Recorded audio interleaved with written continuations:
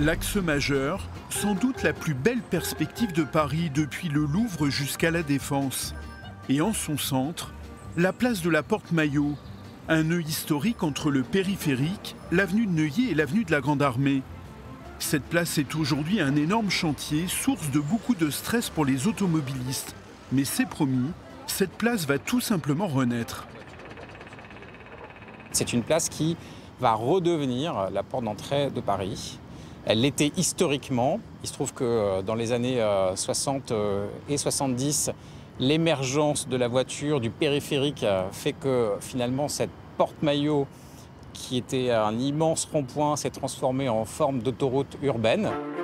L'ancienne place circulaire coupait en deux l'axe majeur.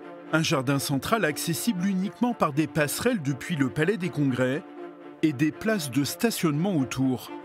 Aujourd'hui, un boulevard à 2 voies de circulation est en cours d'aménagement, bordé de pistes cyclables et de la gare du futur RER Éole. Au XIXe siècle, la Porte-Maillot, c'était ça, un lunapark géant, lieu d'amusement et de promenade pour les Parisiens.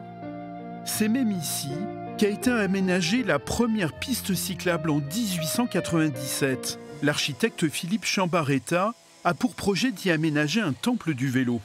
On a imaginé qu'il y aurait possibilité d'aménager un parking vélo souterrain, qu'on a appelé symboliquement le temple du vélo et des mobilités douces, où on pourrait trouver de quoi louer, stationner son vélo, une école pour apprendre à faire du vélo. De l'autre côté de la place, des arbres vont être plantés. L'architecte imagine de faire venir le bois de Boulogne jusqu'au bas de l'avenue de la Grande Armée.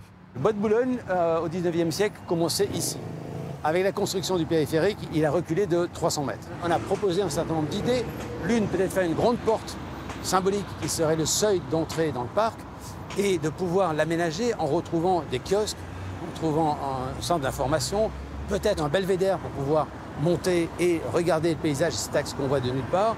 Les travaux seront terminés pour les JO, mais le réaménagement final incluant l'avenue de la Grande Armée n'interviendra pas avant 2030.